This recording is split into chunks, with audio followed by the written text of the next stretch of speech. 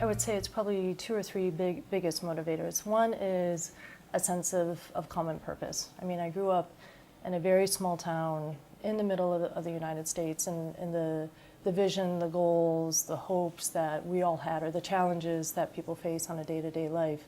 I find so many similarities between what we aspire to for ourselves, for our family, for our children, as communities, people living overseas, and being part of an organization that actually works with these countries, works with these communities, works with these families overseas, I think to me really is compelling in the day-to-day work that we do and the impact that it makes.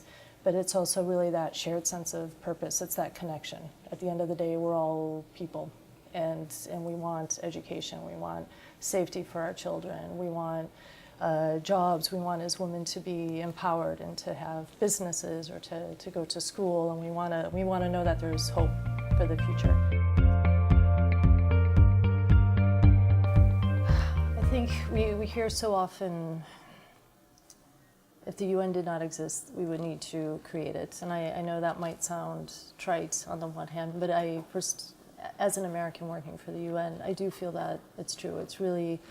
It's the place where all of the countries come together, which in this day and age I think is a very important platform for dialogue, for engagement, for cooperation, for understanding.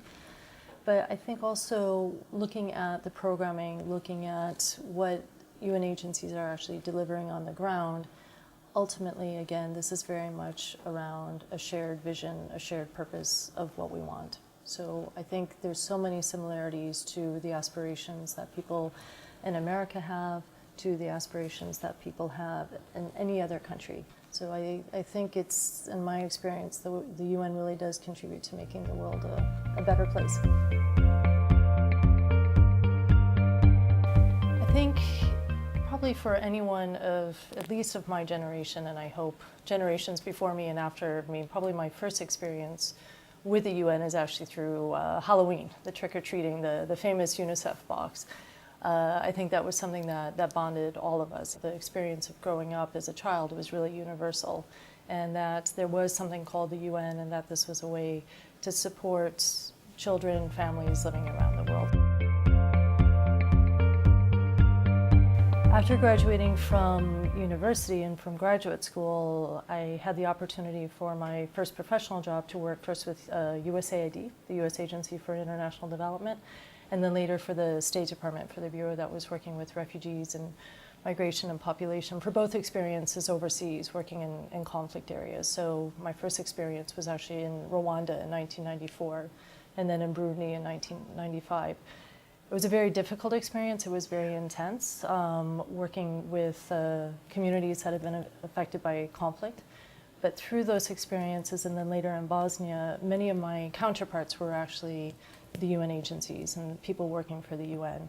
And it was such an inspiration for me, not only to be able to serve my own country, working through the US government to provide assistance, but also to be part of a wider and international and multilateral support system for communities and countries that were coming out of conflict. And then I had the opportunity from that to actually become part of the UN. So I actually joined the United Nations through the UN Development Program in 1999, originally thinking that this was an important way to gather international experience, multilateral experience, and it's been 20 years. I think the many favorite parts, I'm very happy to say. I think first, it's very dynamic. It's dealing with the real issues that people are facing. So there's meaning to it. When I came out of graduate school, I felt that it was very important for me to be engaged in what I saw as helping some of the challenges that people are facing.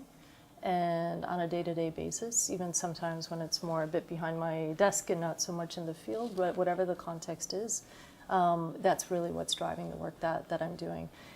I think it's also, we talk about the UN Charter, we talk about the Sustainable Development Goals, we talk about so much of this impacts people's lives, and to know that I'm going to work every day to work on issues that matter to people, and that matter to communities, and that matter to families in the future and so forth, that's really something that motivates me every day to to come to work and to do whatever I can to help be part of that realization of the Charter.